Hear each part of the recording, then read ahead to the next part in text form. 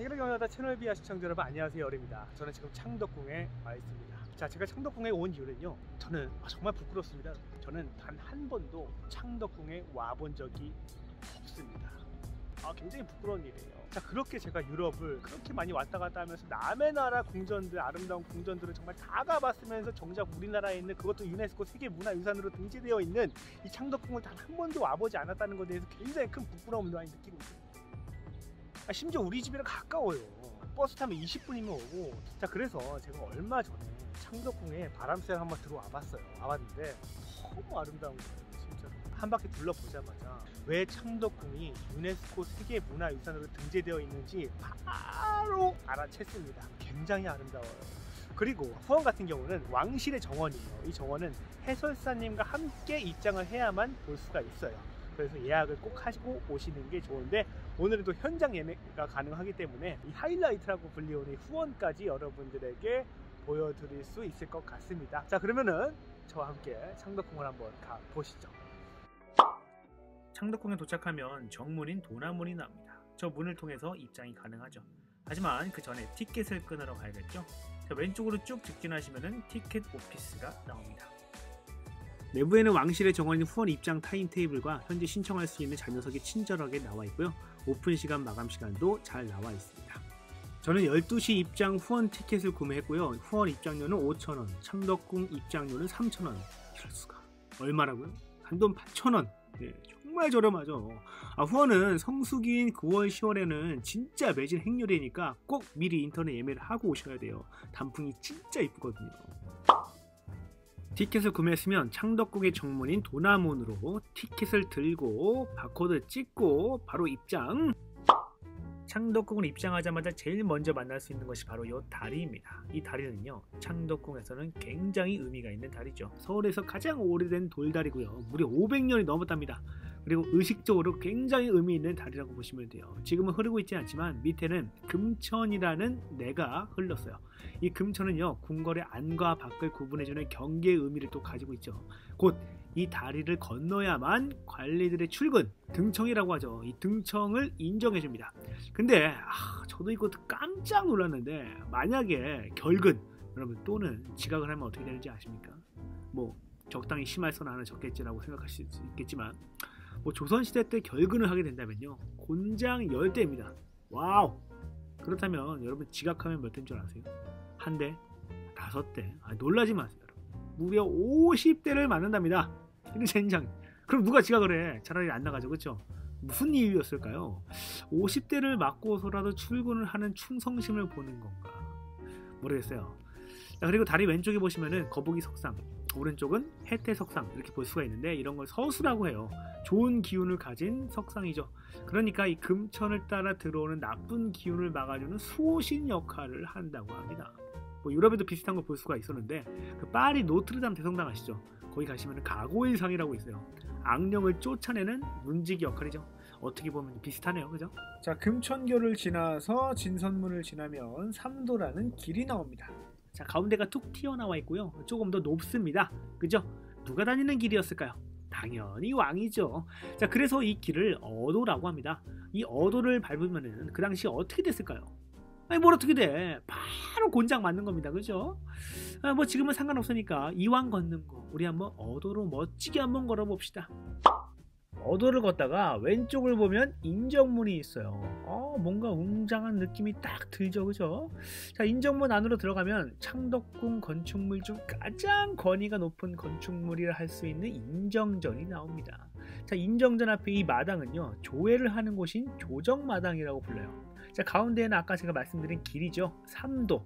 그리고 양 옆에는 품계석이 있고요. 자, 품계석에는 대신들의 품계, 직위가 적혀져 있어요.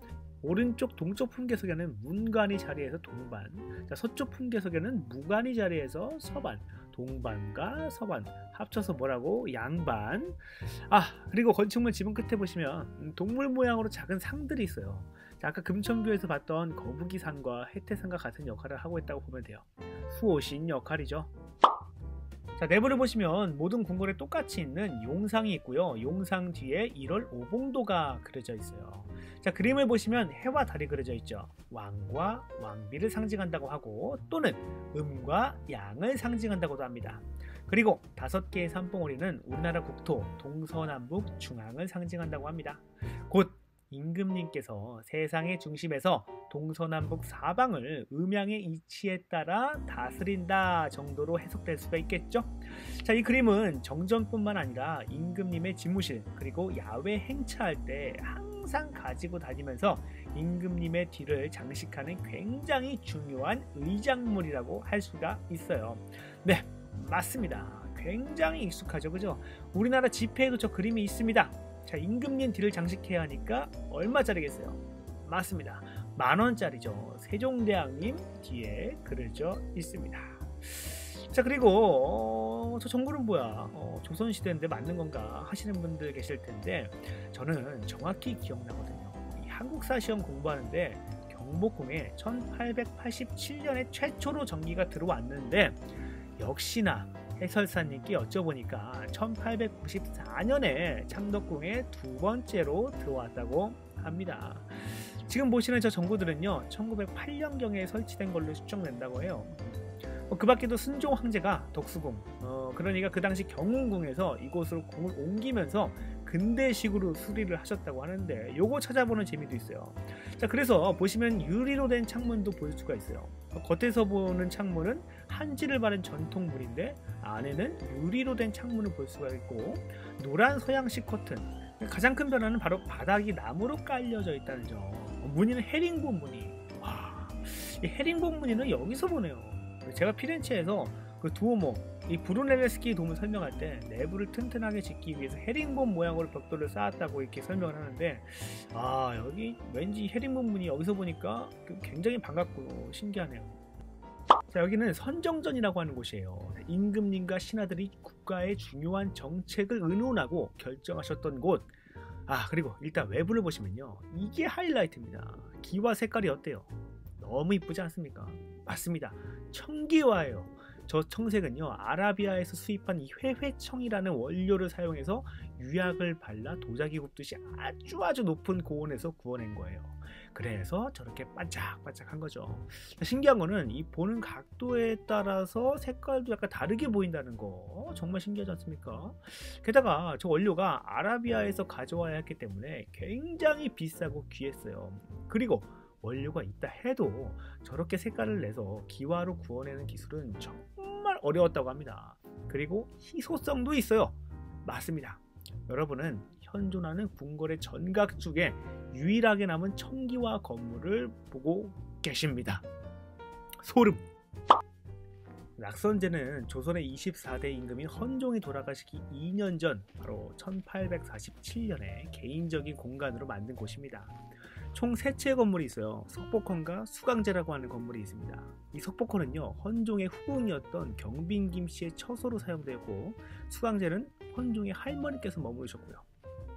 근데 약간 의아하지 않나요? 임금님 공간 바로 옆에 후궁의 처소를 두었다. 역시나 알아보니까 이런 사례는 없었다고 합니다. 이 경빈 김씨를 향한 헌종의 애정이 남달랐다라는 걸 볼 수가 있는 부분인 것 같습니다. 자, 주위를 둘러보면은 확실히 창덕궁 내 다른 건물들과는 분위기가 굉장히 다르다는 것을 느낄 수가 있어요. 굉장히 뭔가 좀 소박해 보이지 않나요? 뭐 화려한 색이 칠해져 있는 것도 아니고 헌종은요 조선 후기 부정부패가 심했던 세도정치 때 왕이었는데 말이죠. 하지만 실제로는요 굉장히 검소하셨다고 해요.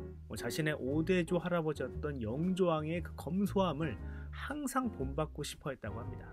그래서 이 낙선제를 지을 때에도 사치를 경계하라는 의미에서 색을 칠하지 않았답니다. 그런데 반전, 건물이 뭔가 더 있어 보이지 않습니까? 실제로 헌종은요 미적 감각 수준이 꽤 높았다고 합니다.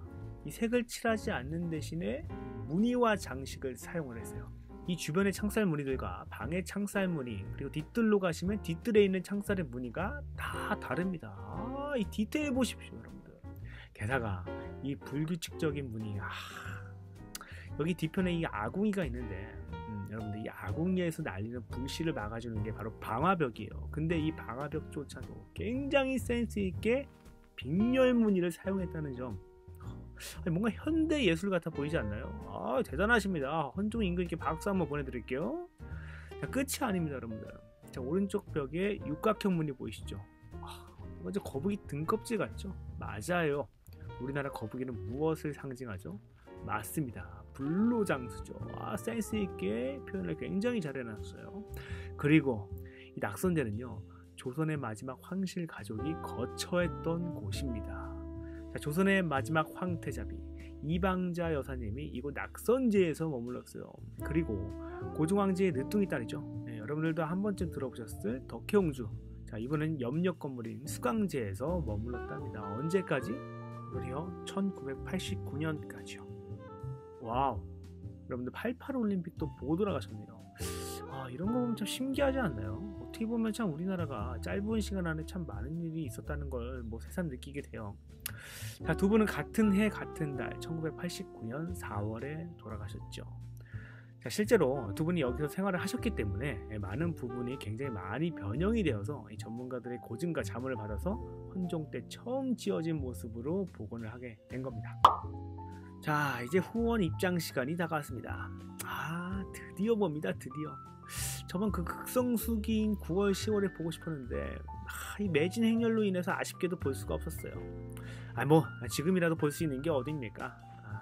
그때 너무 들어가고 싶어가지고 입구에서 그 영상을 찍어 놨었는데 불과 그 몇 주 사이에 그림이 굉장히 많이 달라졌습니다. 이게 그 극성수기 때 입구 영상입니다. 보시죠. 확실히 단풍단풍하죠. 네, 색감도 너무 이쁘고. 하지만 아쉬워하지 않겠습니다. 내년 가을에 꼭 예매 성공해가지고 다시 오면 되죠. 그리고 지금 후원도 충분히 아름다울 거라고 확신합니다. 후원은요, 개인적으로 자유롭게 감상할 수 있는 장소가 아니에요. 꼭 해설사님 설명과 함께 산책하며 감상할 수가 있습니다. 관람 시간은요, 약 1시간 반 정도 소요됩니다. 후원은 그리고 허가되지 않은 장시간의 촬영은 불가능하답니다. 후원을 입장하고 조금만 둘러보시면 아마 느낌이 딱 올 거예요. 왜 조선의 5대 궁 중에 유일하게 이 창덕궁이 유네스코 세계문화유산으로 선정이 되었는지. 바로 자연과의 조화입니다. 다른 궁전들은 중국과 마찬가지로 중요 건축물들을 일직선상에 배열해 두었지만 창덕궁은 이런 유교적 문화의 틀을 과감하게 깨버리고 자연과의 조화를 선택을 한 거죠. 그래서 이 경복궁과 같이 인위적인 느낌이 들지 않고 자연 속에 세운 궁전이라는 느낌이 팍 드는 거죠. 실제로 이 창덕궁 이후에 조선의 왕들은요, 경복궁보다는 창덕궁에 훨씬 더 많은 애정을 가지고 있었답니다. 당연하겠죠. 업무에 지쳤을 때 잠깐 산책만 해도 머리가 맑아졌을 거니까요.